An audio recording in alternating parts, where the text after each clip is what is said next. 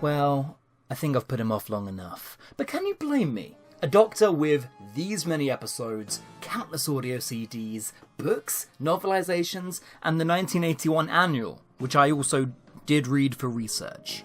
There's no wonder this video took 10 years to make. And that wasn't even sarcasm, a 1981 annual was some serious shit. My journey took me from alien mind games, to a short trip where the Doctor and Sarah meet P.T. Barnum, and even the recesses of Doctor Who lore such as Doctor Who and the Pescatons. I thought I'd grown up on a good number of Baker stories and I was proven intensely wrong. And what can I say other than that Tom Baker was lightning in a bottle?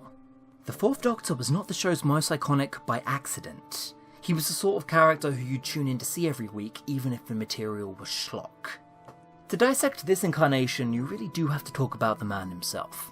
This is the kind of dream casting you get when you hire a genuinely strange person. There are just some people who operate on a different planet to the rest of us, and from every account, interview and commentary I've seen, Baker was certainly one of them. An excellent ranged actor, no doubt, but I always wondered how much acting was actually needed for him in this role. I always think about that.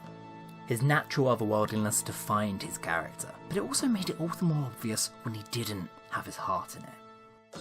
Baker's absolute devotion to the role supposedly took its toll over his 7 years of playing the character. Something that, at times, hot take, is really evident on screen. It's pointless to veer too far into production issues, but Baker loved adding character quirks, traits, and visual jokes to each of his scripts. I love this. It adds charisma even to the drollest of 70s corridors. And somehow, I don't think he ever seemed to jump the shark on them. Even the most outrageously silly bits just played. Because not only was Baker a brilliant comedic talent, but he used his humour authoritatively. Every joke is a power play, every conversation rich with banter. Comedy was just how this incarnation communicated. But despite all the jokes, the Fourth Doctor never really seems like a happy man. He's the prototype of every Doctor from 7 to 8 to 12. It's arguably Baker who introduced the dark trickster element as a crucial staple of the lead. Often emulated, never beaten. That said, there are major swerves in this incarnation's persona, season to season. I'd like to say it was determined by the companions he was with, but it was much more likely issues with the production itself. But that's natural when he sat in the seat for so long that he outlived Hinchcliffe's, Letts, and Williams' eras, the show's prime, and was only eventually done in by JNT. There's a manufactured mania to Four. As Moffat said, he jokes and smiles a bit too much. A teethy grin that was like winter when it disappeared. When you say Doctor Who to the everyman, they picture David Tennant or Tom Baker. That's just how it is. That said, I think his run is diluted somewhat by the sheer quantity of stories, so many of them stifled by samey indoor set work and repetitive plots. He is an A-class Doctor with just as many high and lows, iconic stories and embarrassing moments as any other run. Baker lived this role, maybe more than any other actor who's ever held it. Previously, I led with Robots of Death. This didn't go down well, and whilst I stick to my justifications, there are bigger fish to fry. The worst list. 7 years, there's gonna be some stinkers, and really, this tail end of the Baker era and its stinkers bring down his entire Doctor for me in my estimation. But when I look at the commonly bashed ones, the infamous stories, I kind of came away liking them. Underworld, it's good. Great Doctor moments of grandiose villain designs, CSO and all. Meglos, The Chronicles of a Spiky Boy, also fine. Leisure Hive is too weird to hate and has the best moment in all classic Who in it. We must contact the Formasi and avert this war. You mentioned Formasi? So my pick, The Horns of Nayman. What a fucking racket. Horns of Nayman is one of those stories that could never be classified as objectively good. I hope nobody's batting its side, but it is a great piece of entertainment. You should never be sober whilst putting in Horns of Nayman. I'll tell you straight up, that's a silly decision. Which might seem boggling, because the concept is cool. I'm sure this would make a great target novelization. The Nayman itself is one of those goofy costumes that accidentally is also a great unique design. The stilettos and all, you just fell into a good monster design by chance. But oh my god, have you actually seen it? Ripped trousers. At one point in the story, a character rips their goddamn trousers, and it's only about the 6th most humiliating thing to go live on air. Every Who story has a small moment, an embarrassing glimpse of something that brings down an otherwise competent story. It's the goofiness inherent to Who. Horns of Nayman is all of that concentrated across 4 parts. I almost feel bad for the actors taking this seriously, because not everyone got the same memo, it seems. It's a shocker to me that Graham Croden was sheerly allowed to get away with this performance. But he's living his best life, and he's a riot. And his death throes, oh my god, that man goes out how any of us would want to go out. Stop him! You fool! You are all doomed! Doomed! Inspiring stuff. On this channel, I sometimes call things pantomime-y in a negative sense. This is a bad critique, as all of Doctor Who is a fun panto. Especially the panto. But this feels like a botched panto, where careers have fully gone to die. There's alcohol problems behind stage, and everyone is embarrassed by association to the project. The best thing about Nayman is that the show does go on. The biggest accomplishment of the thing is that they didn't all walk out of the set the second the Croden begun hamming his lines. Oh, and you better get the cheese too, because this is the king of ham. The Ham King. This exists, and it's out there, and Doctor Who continued as a programme for a decade or two. That's the best I can say about it. But you know this already. What does work? Part 4 is really fun. It's an effect showcase of space laser beams blowing up a bunch of models. On paper, it's a decent reframing of a piece of mythology by setting it in space. It's not a bad idea. And Tom Baker is trying, which is great. Put it on the shelf of the Time Monster and the Underwater Menace. I'll watch them all later in secret. Number 2, Invasion of Time. This is it. This is the story that single-handedly removed the mythos of Gallifrey. In a weak retread of The Deadly Assassin, in every way that story was unique, this one is cheap and run-of-the-mill. For me, this really is one of Classic Who's biggest duds. It's a 3-episode story stretched to 6. We've got the tinsel toys, the worst Sontaran outing in what should be their finest hour. It genuinely reads like someone had a semblance of an idea, and then they kind of winged it for 6 episodes. Ah, shit, we're running short. What costumes do we have in the department, guys? The cast and the premise are about as reused as the never-ending school gym corridors in the epic Episode 6 Sontaran chase. Seriously, you could just call this episode the Tom Baker workout video, because he puts in some serious monotonous miles in this story. Yes. We have been here before. Nonsense. Ready area now. Storeroom 14D. Onward. Corridor after corridor, brain cell after brain cell, I'm eating my brain. Sometimes Classic Who would just devolve into a 25-minute run around, scene after scene of the same thing, but at least other times it was to let the cast and crew have fun. Here, nobody's having fun, including me. A lesser man might even play the Benny Hill theme right about now. I mean, what's to care about here? Gallifrey? Nah. Easily influenced and easily bullied, invaded twice in just one story. No wonder they became a warrior race. The Doctor? Nowhere to be seen, keeping the audience frustratingly out of the premise for 2 hours. Leela? Given one of the worst exits to a companion in all of Classic Who. There's nothing here for me other than some cool DVD extras. If I had a dog like you in my unit, I'd make him a sergeant. Number 3, Destiny and Revenge of the Cybermen. 2 stories that share a lot of the same flaws.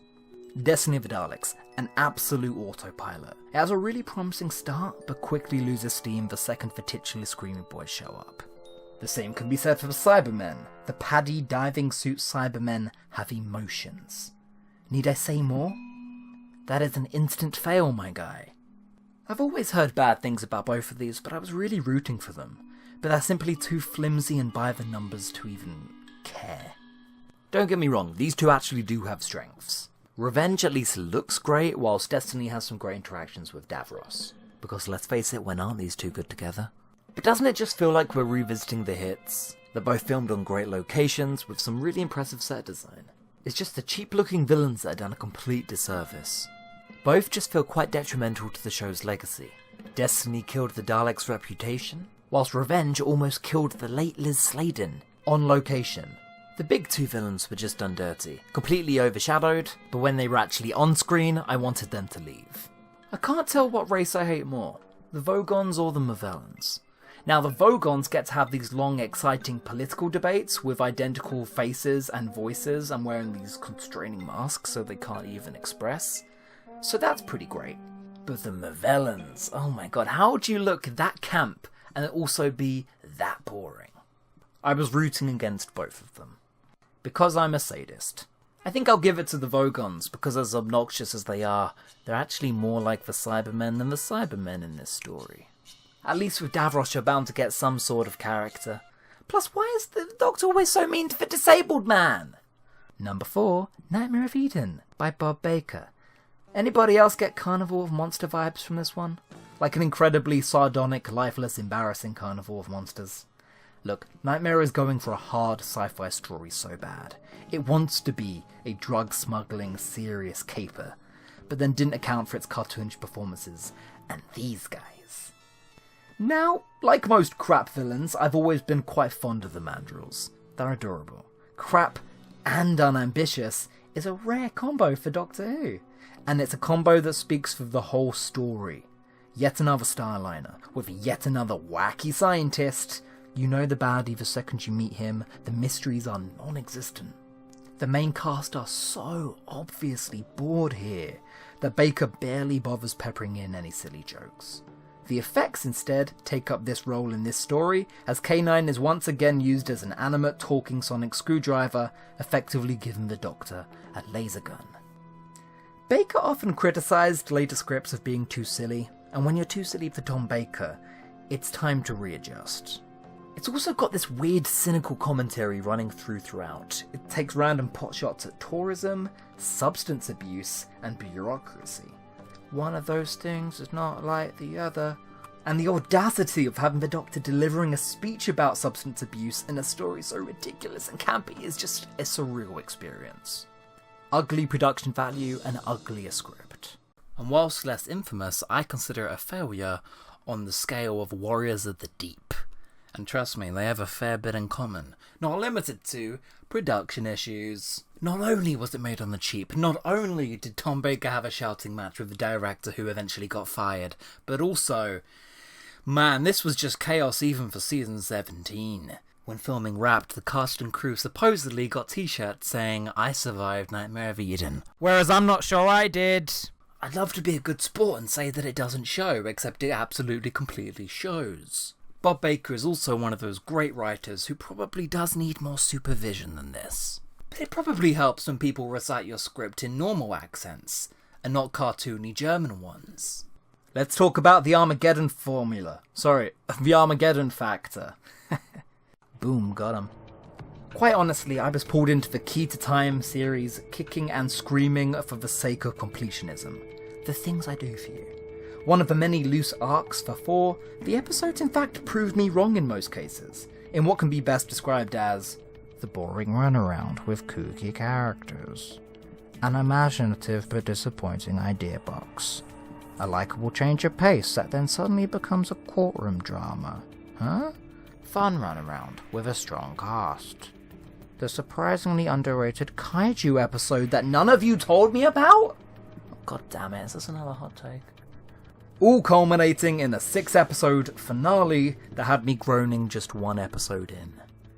Oh, I love interior locked stories where K9 has more agency in the plot than our lead characters. Look, I know K9 has his fans, but beyond the ridiculousness of him even being there, He's more smug than Adric and Early Six combined. He is a dog, a shit-eating dog. I don't know how even kids stomached him for so long. For me, he's a comedy callback every now and then. We check up on him. Oh, he's still in the cupboard? Good. And then we lock him back up in there. This episode's biggest crime, of course, is just being trope bingo. He's a spy. Execute him at the episode 1 cliffhanger. I feel like I've seen it all before. It feels like a parody of itself. There's even a panto villain called The Shadow. Look at him. Affirmative, Master. You fool, Doctor. The key to time is mine. I was having a mental crisis come episode 5. There's scenes in this that wouldn't be amiss in The Curse of Fatal Death. Now, naturally, there's some great scenes of both the ironic and ironic varieties. What are bees? Insects. With stings in their tails. But how wouldn't there be with 3 hours of Tom Baker on screen? There's also this delightful noise.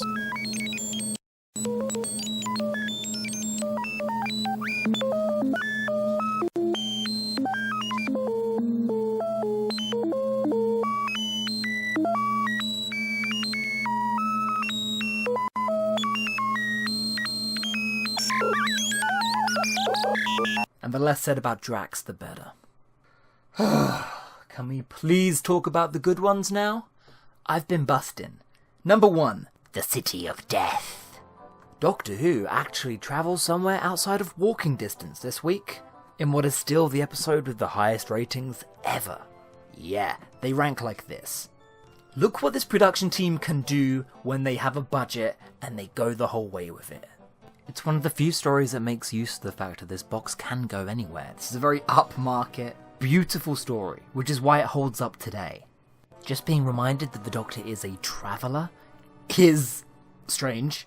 It's bizarre just how little in the main series we get to see the Doctor just enjoying himself, just relaxing somewhere, which results in the best on-screen example of Doctor-companion chemistry ever. Paris has a bouquet, are words that have never left my brain. This is just Doctor Who bringing its A-game. Douglas Adams on script, Julian Glover on the best one-time villain Doctor Who's ever seen? Maybe. Without a doubt, Duggan is the number 1 supporting character of the classic series. It's a wacky high-scale story, really allowing Tom Baker to flex his comedy muscles.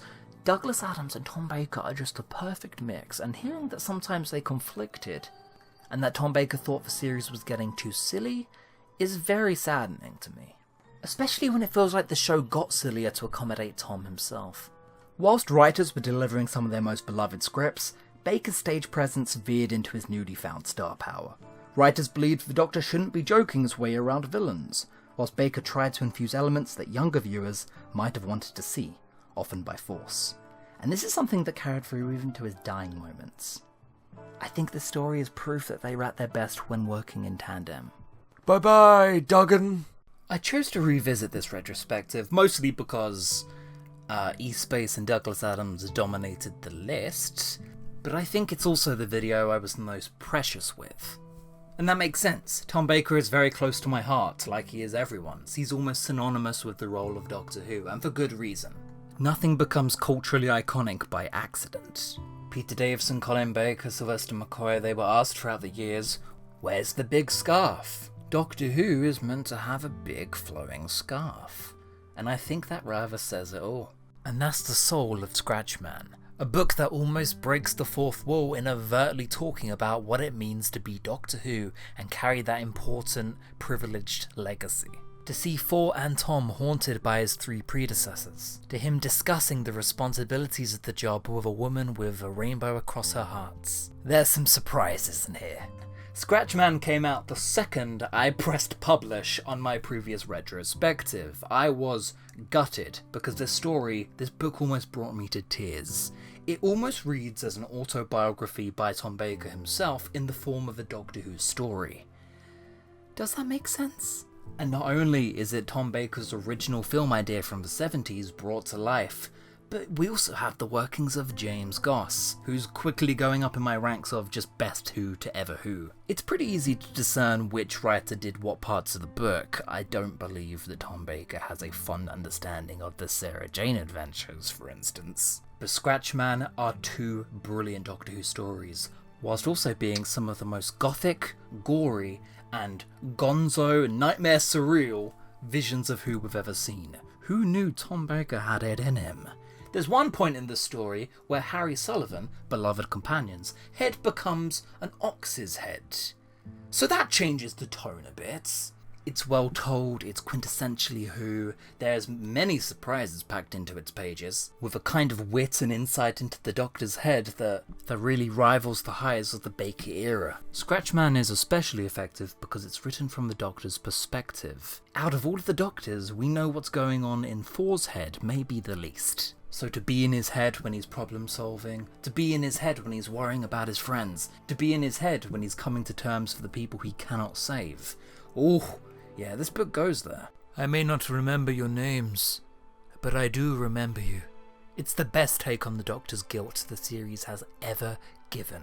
It's an absolute privilege. If you didn't have it already, Scratchman is just a testament, proof that Tom Baker got this show like no other. I just wish I lived in the timeline where it got out of production hell, and Tom Baker sold the script and we had a 1970s sci-fi horror film. Oh my god, could you imagine? It was the final epilogue, the signing off message from the Doctor, and then a following one from Sarah Jane. That really just brought me to tears. Really that effective. I don't cry over Who. I don't cry over anything. I'm a big tough boy. But written in the style of a Doctor Who annual message, totally in character because Tom Baker and the Doctor are one and the same character. It's tough to see such a beloved actor signing off. Warrior's Gate. I describe Warrior's Gate as a trip by saying it's the first Big Finish script before Big Finish even was a thing. It's dreamlike, it's vivid, it's weird, it's bordering on art house, like minimalist art house. And as a result, you have one of the most experimental and visually impressive episodes of even the new series, honestly. After so many of these samey set work productions, actual cinematography came as a bit of a shock.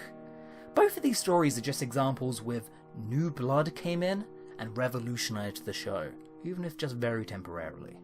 The BBC hilariously described this as self-indulgent incompetence, because somebody dared to make Doctor Who with more than a 2 setup shot reverse shot fucking camera angle. How do we make a TV budget look good? I don't know, just having nothing there? Hey, rare script where there's nothing in it. This story is about slavery and entropy, kingdoms and ruins, and for a lot of the episode we are just walking around those ruins. Whilst I'm very happy that script changes occurred, the original sounds terrible. This is just a matter of vision meeting the cold, harsh realities of 80s BBC production. Hard constraints. But the vision was so good, Joyce never worked for Doctor Who again. I think he was just ahead of his time. Thank you to Mr. Joyce, and thank you to everybody who also saved this production-wise. Hooray! Nobody's wrong. It's all very timey-wimey, and it's obvious why I love this as a film fan and as a Moffat fan. Not only were there clashes and delays at every single turn, director Graham Harper was called in to help out, but whatever back and forth happened, I loved the finished product. It's a complete departure of style if you would call the workman-like factory production of Doctor Who a style. Doctor Who just felt ambitious again. It's episodes like these that break up the formula that really just keep people invested. State of Decay is also really, really good, but just a little bit out of place. It's so obviously one of those pastiche scripts from the Hinchcliffe era, and it has no place in this reinventing season. The Deadly Assassin. Completely new ground for this show. Seconds in, and you can tell that you've never seen a Doctor Who story like this before. It has an ornate visual style, a look, and an atmosphere that other stories couldn't even dream of. It's also weird as balls. Are you noticing a pattern here? In '76, it was beyond bold for the show to attempt doing the Doctor's homeworld justice. Something it mostly pulls off. if it didn't also play its part in defining the Time Lords as wet, incompetent bureaucrats. It introduces cast members and concepts that stick around until the show's cancellation, while still leaving some decorum and mystery for those stories to trample all over. It has genuinely scary cliffhangers, threat that gets real close to the mark, ace location work when the crew decided to just run around the woods for a day. It's filled with ideas way ahead of their time, and it's just great shot after shot. This gutsy, one-of-a-kind serial did more for Doctor Who than most care to admit. Shunned upon release, this became the groundwork of 80s Doctor Who, for better or for worse. And last of all, this one might come as a surprise, because it certainly was to me. The Wellmannered War by the late Gareth Roberts. Killed in action as his trouser leg got attached to a greyhound which dragged him 3 times around the track. That's no way for a man to go, and I won't tolerate any disrespect in the comments. There's absolutely nothing funny about it. Do not speak ill of the bigoted dead.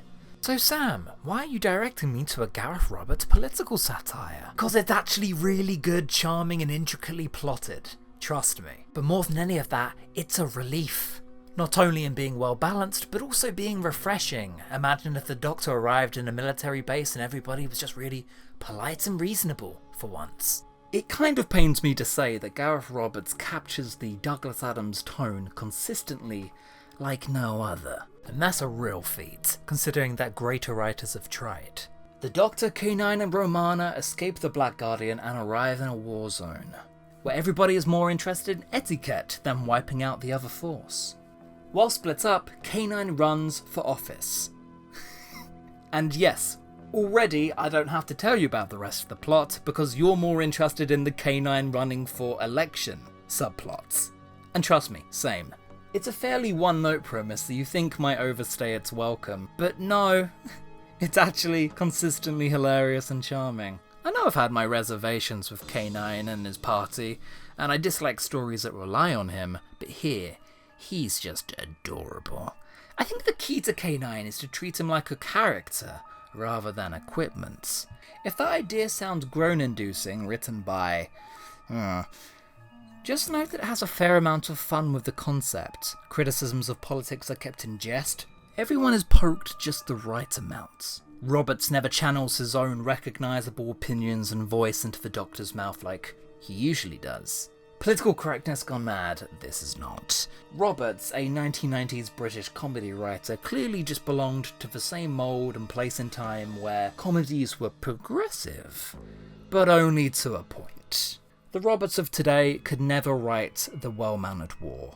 It's the sort of thing you wish the TV show had been doing. And I think my only flaws are exclusive to the audio adaptation. Look, I accept that I'm getting a different version of the story. Dalek is going to be different to Jubilee. Gattis's Nightshade even got a different ending, the thing that story is known for. But John Dorney didn't really play around with The Wellmannered War, he just abridged it. It's a fairly long book. A lesser writer than Dorney would have just excised everything that isn't relevant to the plots. But then what would that leave you with? It's a story of witticisms and of character. And it's bursting with both. But this isn't how I recommend experiencing the story. It's the worst sound design I've heard in a Big Finish play, ever. Nothing worse than recognising a sound effect, especially for 15 minutes. McInnery is also a strange cast. Perfect for the polite war management comedy, he's a good pick for this story, but then he's wasted as he's possessed by a fly monster at the ending of episode 1.